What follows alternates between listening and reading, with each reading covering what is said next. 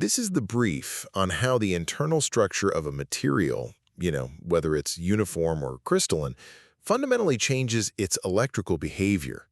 So we're diving into the core physics of dielectric polarization. Basically, how materials respond when you hit them with an external electric field.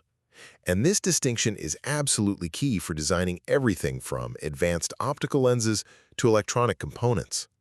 First, the big physical difference here is all about directional response. Think of an isotropic material kind of like a smooth bowling ball. It looks the same from every direction, right? So when an electric field comes along, the material's electrical response, its polarization, just goes perfectly parallel to the field. But a non-isotropic medium, like a crystal, well, its internal structure is directional, which means its electrical response is almost always going to be misaligned from that input field.